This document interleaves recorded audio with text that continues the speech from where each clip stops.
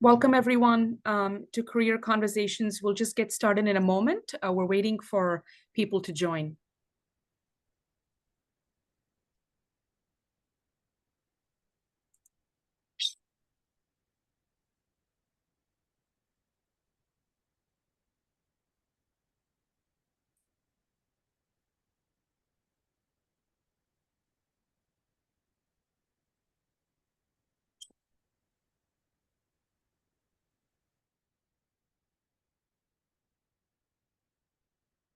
Dr. Bakos, it's 1:01, and I think that people can continue to join, so please go ahead and get started.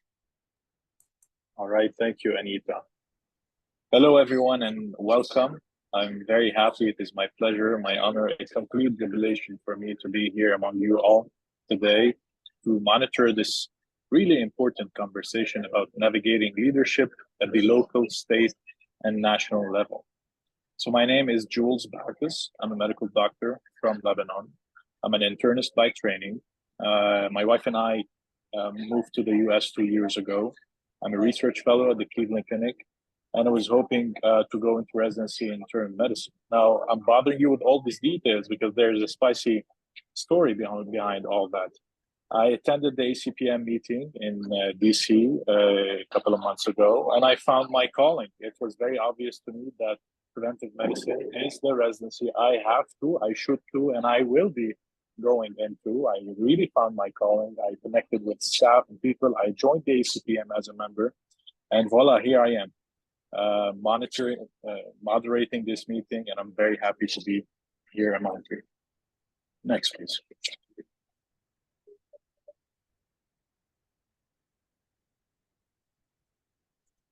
One more. We have no conflicts of interest to disclose. In this webinar, you will learn how to acquire leadership experience as a preventive medicine physician at the local, state, and national levels. You will also learn about different types of mentorship and how to find your mentor. Finally, you will learn to develop and sustain relationships for a successful career. We're going to learn a lot of things today. Next, please.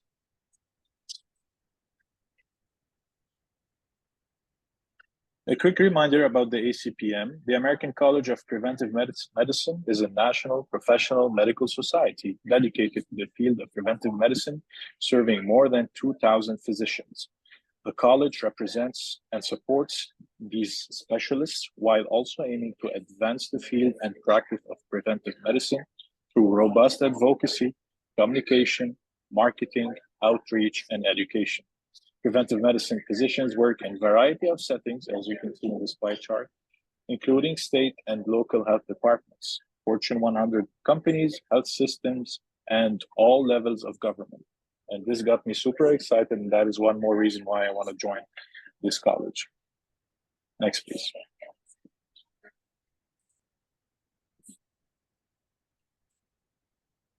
Now, if you have 2 hours to spare, it is a pleasure to introduce the featured speaker today. I need 2 hours to introduce her because she's an amazing mentor. Dr. Lisa Waddell, MD, MPH, FACPM, is a board-certified preventive medicine and public health physician with over 30 years of local, state, and national public health leadership experience. She is the former Chief Medical Officer for the CDC Foundation, where she provided leadership for the development of the COVID-19 Corps nationwide surge staffing initiative and the Foundation's overall COVID-19 response efforts, including the development of a capacity building initiative to support community-based organizations. Having recently retired from full-time employment, although I know for sure she will never retire, Dr. Waddell founded and is the Chief Executive Officer of LFW Public Health Connections, where she provides public health consultative services centered around leadership, mentorship, and partnerships. Dr. Waddell is also serving as a senior advisor to the Office of the Dean of the University of South Carolina, Arnold School of Public Health. Prior to the CDC Foundation, she served as a Deputy Commissioner for Health Services for the South Carolina Department of Health and Environmental Control, the state's public health agency. She also served as the Chief Program Officer for the Community Health at ASTO, the Senior Vice President for Maternal and Child Health and Deputy Health Officer for March of Dimes nationally, a District Public Health Director in South Carolina, and Deputy Public Health Director in Richmond, Virginia. As a longtime fellow, Dr. Waddell is also very active within ACPM. Dr. Waddell, thank you for being here with us today. The floor is yours. The Zoom is yours. Awesome. Please go ahead. Great. Well, thank you so much, Dr. Bacchus, for that very warm introduction. It's certainly been my pleasure having the opportunity to begin to get to know you, and certainly welcome to the college. So depending on where all of you are today, whether you're East Coast or West Coast, good morning or good afternoon. Again, it's certainly my privilege and my honor to be a part of this webinar series around career conversations hosted by our college, the American College of Preventive Medicine. ACPM is my home base, my specialty of choice. So it really gives me great pleasure to share with you all today. My preventive medicine and public health career has been primarily spent and developed in local, state, and national governmental public health, as you've heard. And I've had a wonderful opportunity to also work in nonprofits and to support governmental public health, as well as those that focus on critical public health issues such as maternal and infant health. So today, what I would like to do is to hopefully provide you with some helpful tips that I have learned along the way by sharing some parts of my career journey. And through this, it's my goal that hopefully you will see some of the connections, the breadth of opportunities, like what you saw on that slide, in terms of all the career places where preventive medicine physicians serve. So the variety of careers and the multiple ways in which you may have an impact by virtue of the specialized knowledge and unique skill sets that are held by preventive medicine physicians. So ensure that we're all on the same sheet of paper. Let's just make sure we talk about preventive medicine. We do have a set of specialized knowledge, unique skill sets that we can leverage in the work that we do. From my own ACPM website, it talks about preventive medicine as the practice of promoting preventive health to improve patient well-being. We're licensed physicians with the ultimate goal of preventing disease, disability, and death. Our skill set is based in biostatistics, epidemiology, planning and evaluation of health services. I like to say we are systems thinkers, and that is a unique skill set that we bring to many of our roles. We focus on the management of healthcare organizations. How do we connect the dots? What programs, policies, and services are needed from a prevention perspective? We focus on research. And certainly we bring that preventive medicine perspective in clinical settings to make sure that folks are getting those preventive services that we know are so important. So we're able to draw on that combination of our clinical background and experiences, as well as our learning through our master's in public health programs, and those specialized skill sets that we learn through our preventive medicine training to really help to transform systems in order to improve individual health and population health. So here's what I think is really cool about this specialty. We can and we do work in a variety of sectors. As you saw, primary care, health departments, corporations, hospital population health units, quality health improvement organizations, governmental agencies working on policies, programs, research at the local, state, national level, and nonprofits, just to name a few. So let me dive in and share a little bit about my journey and how I got into preventive medicine. And this is going to be a little bit of a speed date because I've been doing this for a little bit. Well, as I thought about it, what came to mind for me is this saying that I've heard, and I'm not sure where I've heard it, so I'm paraphrasing, but it's around do what you love and love what you do. Do what you love and love what you do. So Dr. Bacchus talked about you found sort of where you want to be, right? I can just sense that, you're going to love this space. Well, I actually knew from the time that I was a little girl, in fact, 8 years old, that I wanted to be a doctor. So I went on, I completed medical school, albeit through the untimely and unjust passing of my brother, who was only 25, from a preventable injury. And then I entered my internship year in internal medicine. And during the course of that time, I witnessed many, many examples of poor health outcomes, so many of which I knew were preventable and, in particular, were impacting the African American community. And I was profoundly bothered by the disparities, the lack of or late access to care that I was seeing. So it's actually through my personal experiences and my professional experiences that I knew I wanted to have an impact not only on individual patients, but the broader healthcare system to improve the health of communities. Now, some of you on this call are probably too young to remember, but way back when there used to be this green book. And the green book is where you look to see different types of careers and residencies and trainings that you might want to go into. So I sat down one day with the green book and I started flipping through it. And I came across preventive medicine and I was like, ooh, what is this? And I started reading about it and I said, ooh, this sounds more like what I want to do. So fast forward, I remembered a lecture from medical school where a gentleman came to talk with us, where we got just this teeny little bit about public health. And he turns out he was the commissioner of the Department of Health in the state where I was at the time. So I said, well, the only person I know that's done anything around public health is this person that came and talked with us. So I found his name, I found his number, and yes, I was bold and I made the phone call. I called the state health commissioner for the state. And I told him who I was and why I was calling, and he was so welcoming, so welcoming.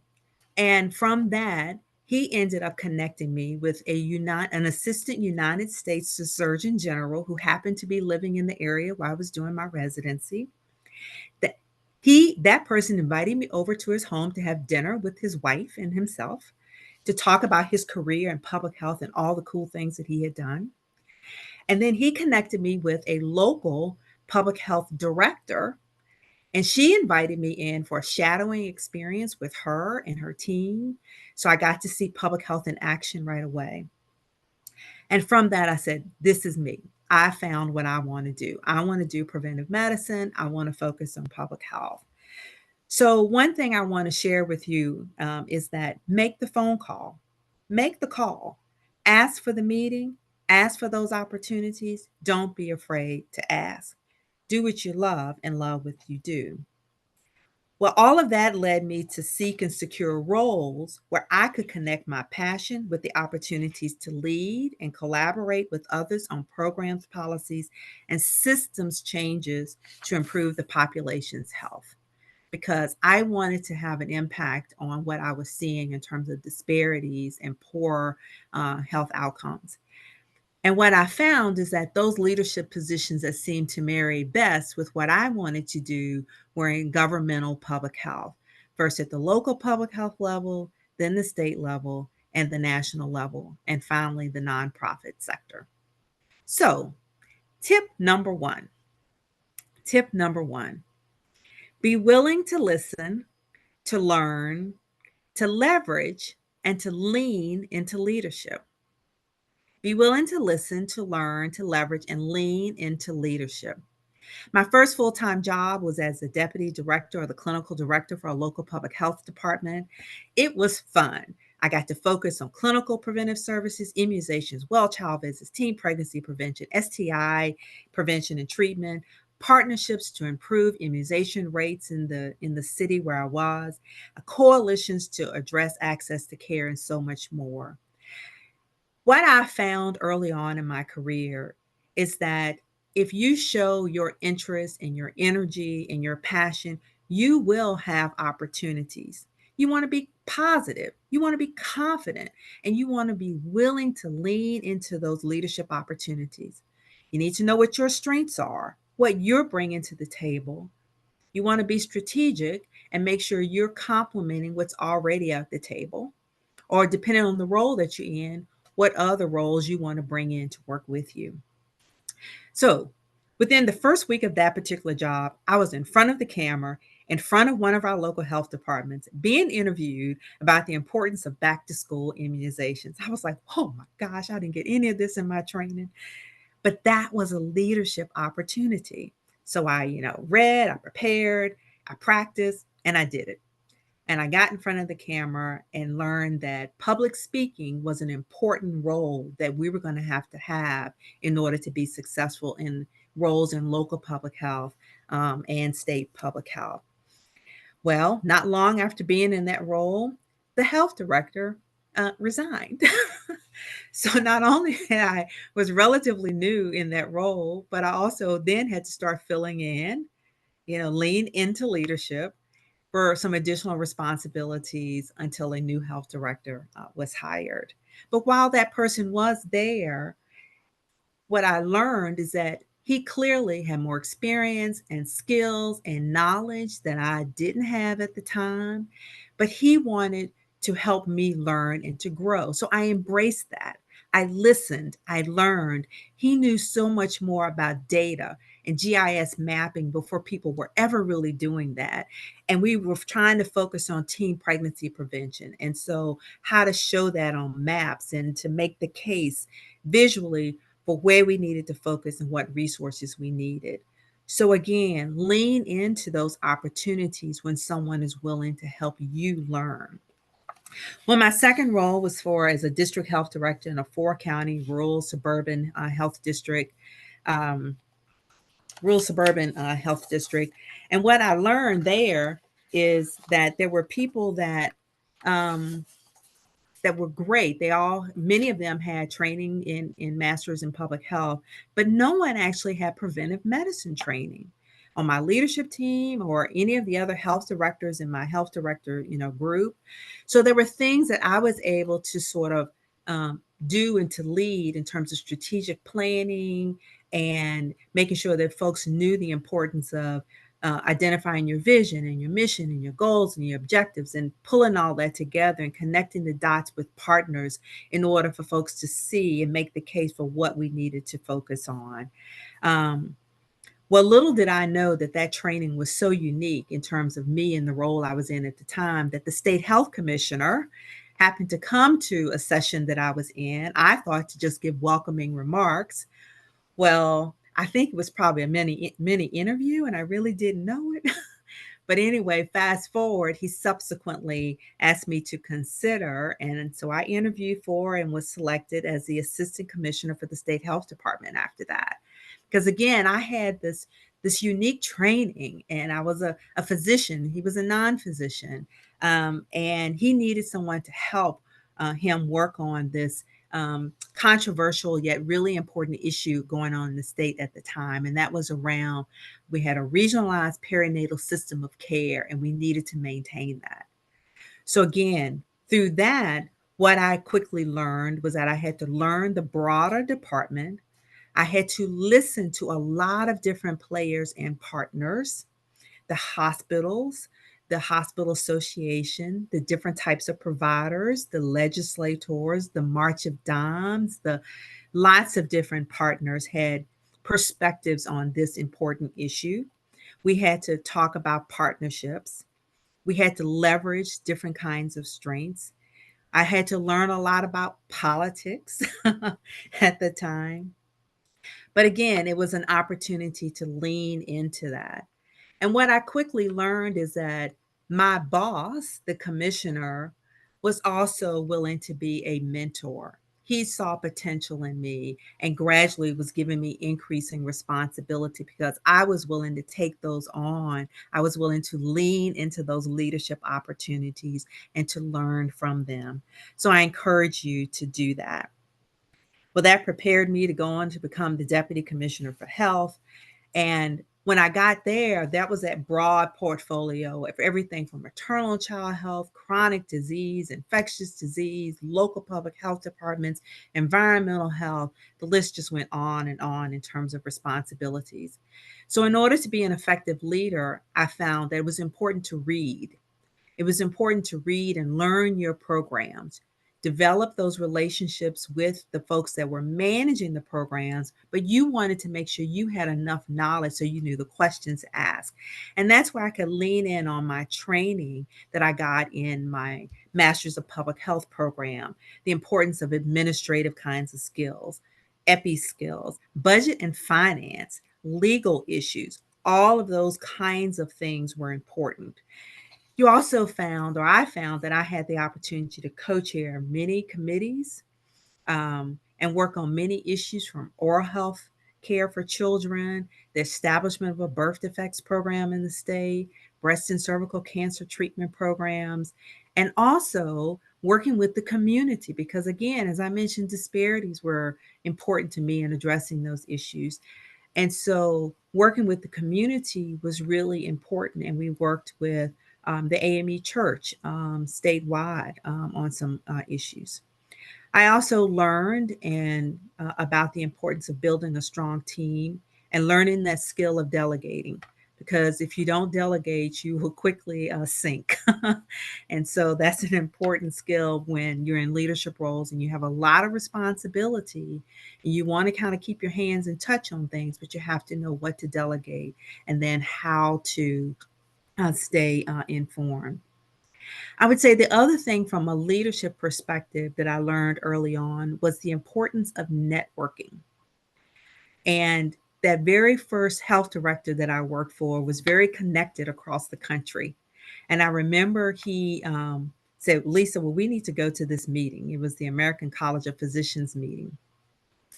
And um, and he made sure to introduce me to a lot of people at that meeting and talked with me about the importance of being a part of the American Public Health Association at the time, and also supported me in going to ACPM way back when. So network is important because that's where you also begin to meet people that are in different roles with different responsibilities that you may be able to call on later to help you in your roles. And there may be opportunities for you to, like when I was at the state needed to be represented on national committees. So then lean into leadership. Raise your hand and say, I'll represent the state on this particular committee, because that gives you an opportunity to increase your visibility, to show what skill set that you have, and to be able to learn and to meet people that will help you along the way. So then when I was ready to take on a national role, there were many people that I already knew that I would be working with in that national role when I went to ASTO. ASTO represented the state health officials from across the country. I had already interacted with many of those health officials by being a part of an ASTO committee. There, I had the opportunity to co-chair um, different types of learning communities and collaboratives working on many important issues.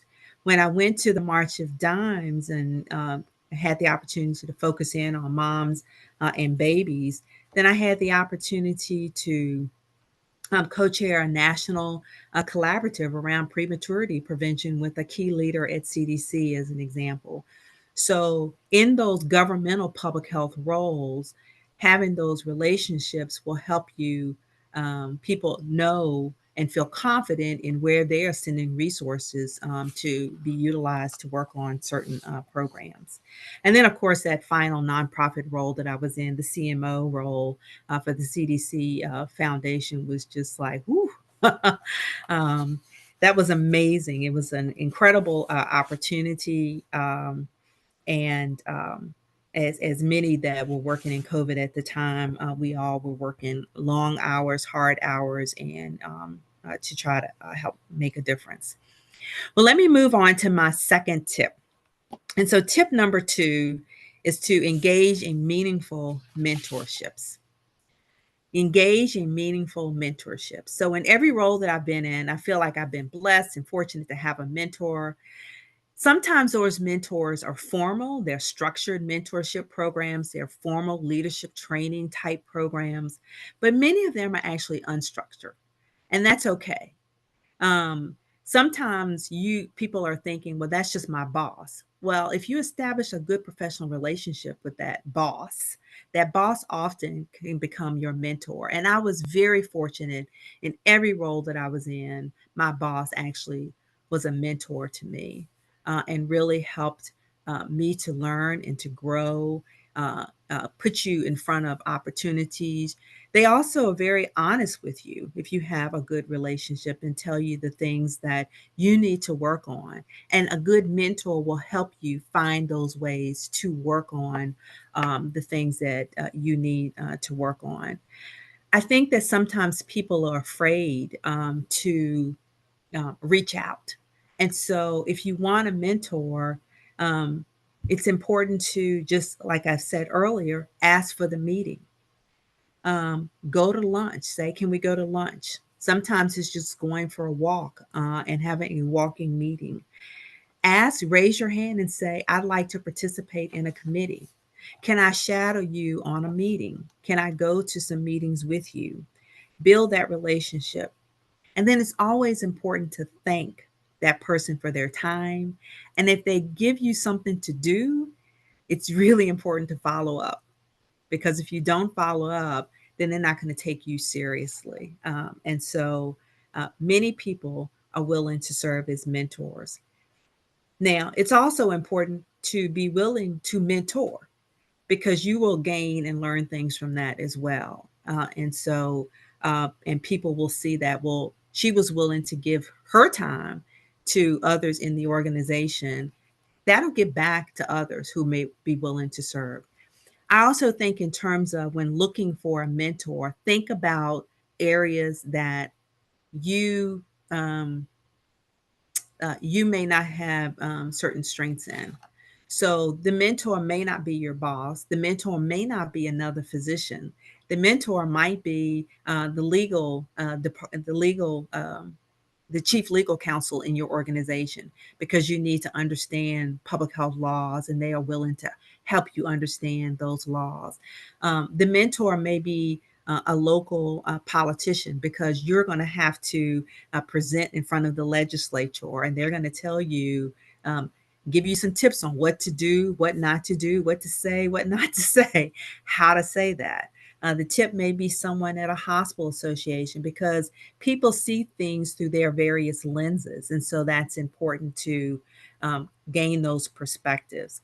It may be someone in the community. I remember going into a particular meeting, and someone who was a big leader in the community pulled me aside, and he said, and let me tell you something.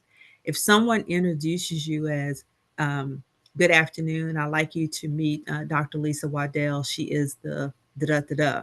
That's one introduction. If someone introduces you in the community here and says, I want to introduce you to my friend, Dr. Lisa Waddell, that's a whole different introduction. And so you've got to establish those kinds of relationships. And those people will serve as mentors to you in terms of how you need to work and navigate certain communities that you need to be a part of.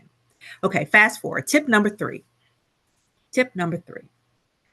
So develop authentic relationships, because relationships matter. Develop authentic relationships, because relationships matter at all levels, for you never know who may know who.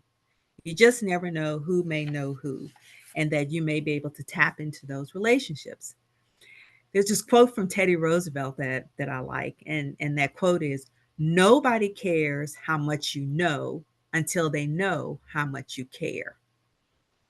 Nobody cares how much you know until they know how much you care. So to me, this speaks to relationships. Who are you? What are you about? What will people say about you? Will they vouch for you? Are they willing to answer the phone call from you? I guess the text from you nowadays too. Will they give you that heads up when you need it? Will they make connections for you? That's all about relationships. And so genuine relationships are built, and they're earned, and the trust has to be authentic. And that's really important. So that doesn't happen overnight.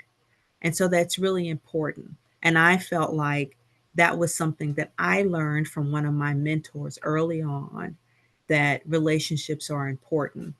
How was your weekend? What did you do? How are the kids? Da da da da. Just taking time to have those kinds of conversations really are important.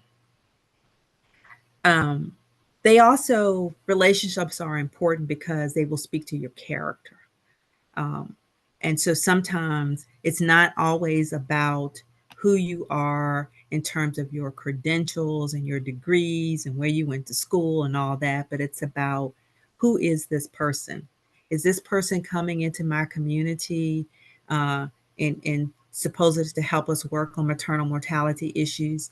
Is that person somebody that really cares? I don't care. There are lots of people that are OBs and peds and this and that and whatever, but does this person really care about me? Who do you know? Who sent you here? Right? So that's really important. So those relationships really matter. You need to have relationship with your peers and relationships with those that you work with and your mentors, because again, you just don't know who knows who. And so you want to always, sort of that golden rule, treat people the way that you want to be treated, because it can all come back on you in positive ways or negative ways. Also, when you're really establishing those relationships, people will get to know kind of what some of your superpowers are, and therefore they're able, again, to help speak to others about your superpowers. So relationships are really important in terms of leadership opportunities. My last and final tip, and so we can then dive into some questions, is to stay engaged, or to engage and stay connected with the American College of Preventive Medicine. I've been a member of the college for a long time, on and off. There were times that I know I wasn't a financial member of the college, depending on what was going on in life. But I've always enjoyed going to the meetings, and started going to the meetings as a resident, and found that it was a place that you could call home, a place that you could connect with the staff. There are many, many opportunities to get involved with the college um, through subcommittees, through one-time kinds of activities, through participating in the conference itself. And so, and it's a very warm and welcoming group. So I think that that's really important, is to stay connected and with the college. Finally, what I like to say is that we're all on our journeys, and we've all had different journeys that have brought us to where we are. But when it comes to leadership, when it comes to finding a mentor, when it comes to having authentic relationships, I like to think of Nike's slogan that says, just do it. Just do it. Um, Dive in, be confident in who you are. You're going to have some challenges along the way. You're going to have some hiccups. You're going to make some mistakes, but you learn from those. Um, the importance of listening cannot be overstated. You need to reach out, and you need to learn and leverage partnerships, because that will make you a stronger, more impactful leader, depending on who you are and what you're doing. And remember to bring to the table the things that others don't have. And that's what's unique about us as preventive medicine specialists, particularly our systems thinking and the ways in which we know how to help connect the dots in order to keep people focused on the ultimate goal of improving the population's health. Do what you love and love what you do. And I've done it for 32 years. Thank you. Thank you, Dr. Waddell. Amazing. And we're really inspired. You got me inspired. You did it in 32 years, and you did it here in 32 minutes. That's wonderful. While we wait for some questions, let me ask you this. If you could go back in time, what is like the one thing or the things you would like to change, or you wish you did it earlier? You have anything on mind? Oh, let's see. If I had to go back in time, things that I would change, or wish that I had done earlier. I don't know. I mean, I think everyone sort of finds the thing that they like to do. And for me, I really fell in love with public health. So I don't think I would change that trajectory in terms of working in health departments. If anything, maybe I would have stayed at the local level a little bit longer.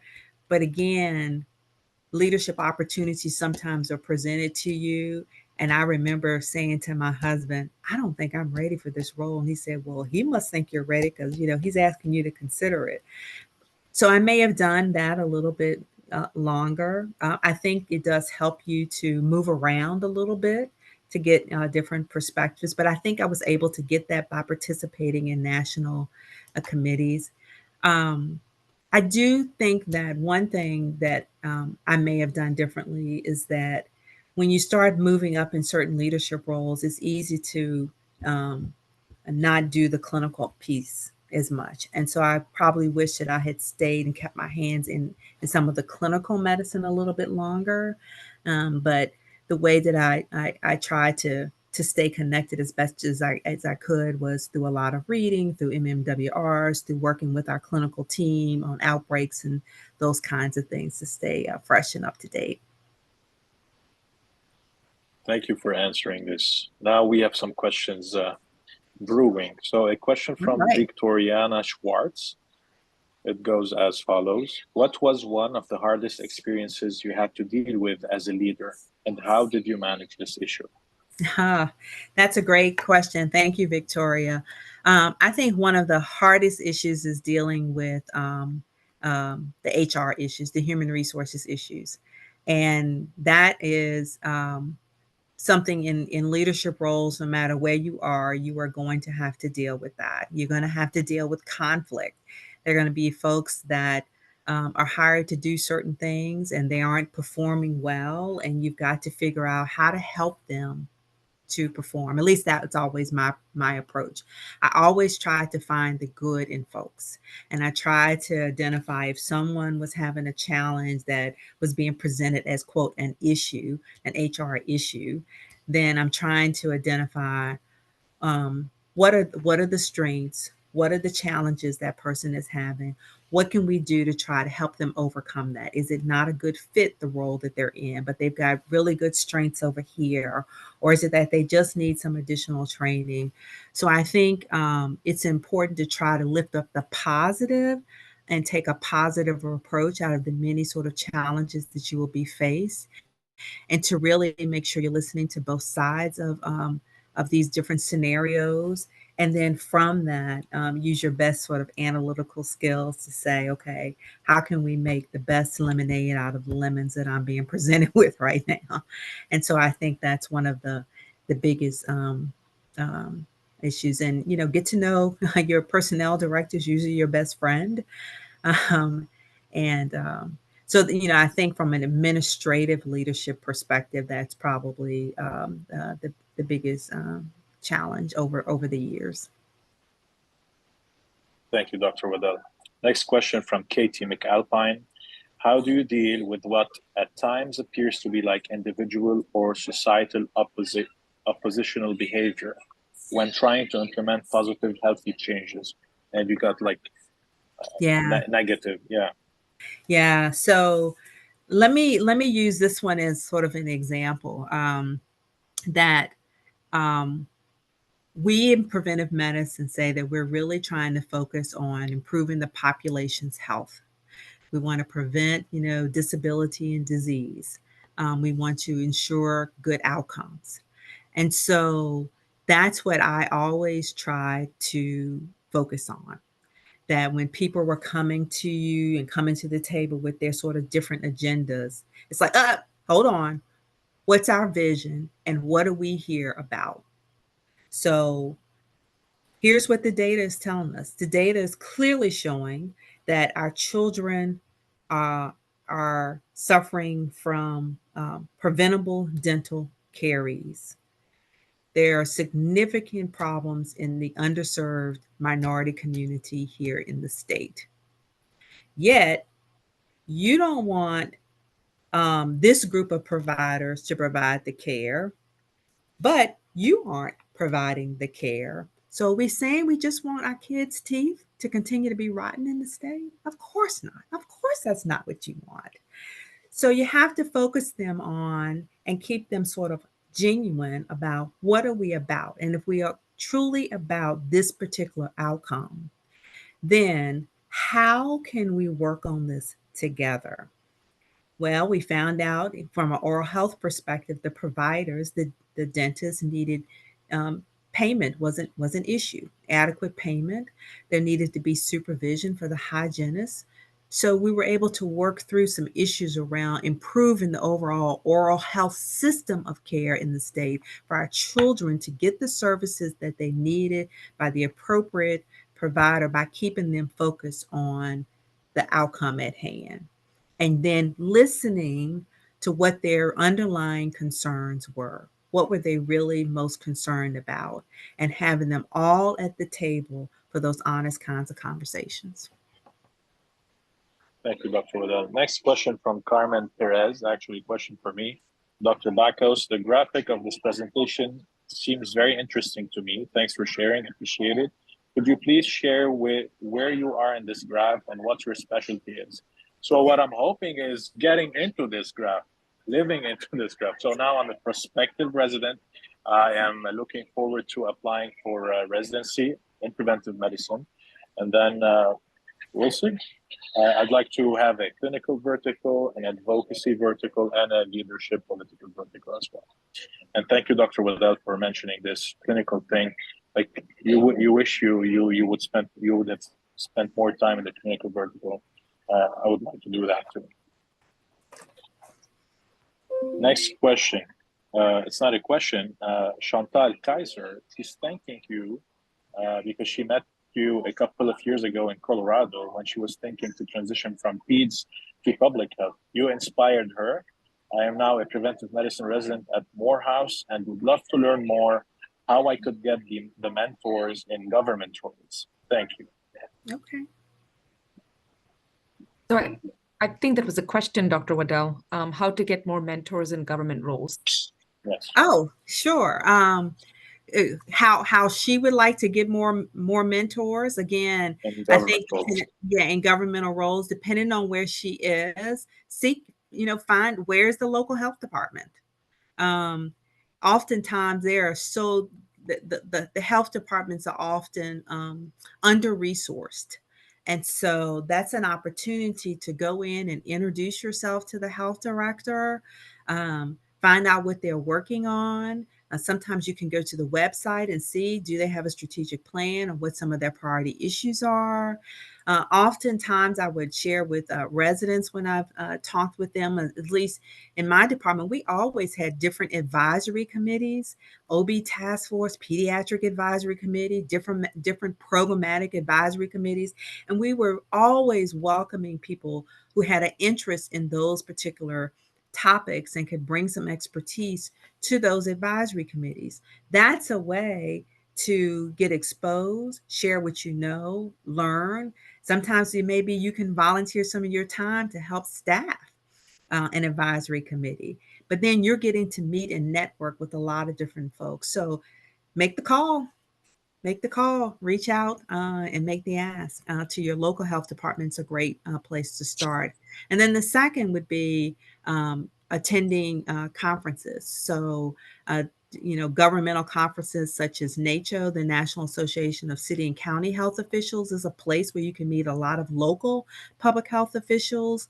And so that could be a potential opportunity, or of course, going to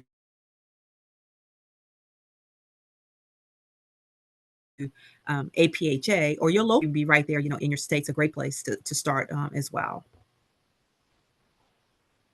For the sake of time, I'll go through two more questions, Dr. Waddell. Okay. A question from James Tachi.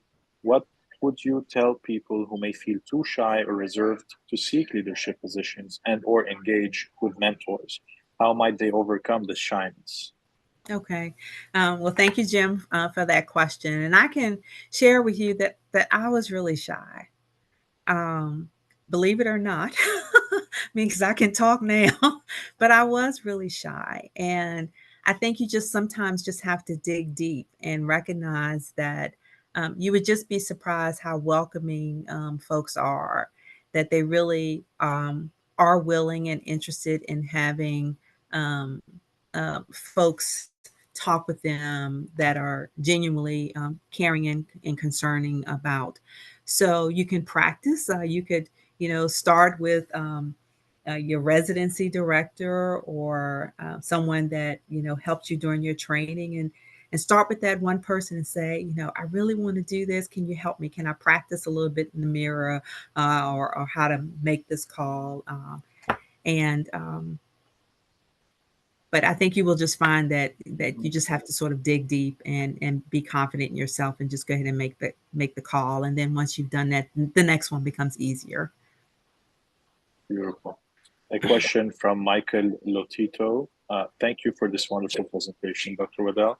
My question is, what are the pros and cons of working at the local versus state versus federal levels?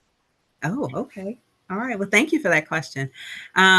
Yeah, there are always pros and cons in working in lots of different organizational settings.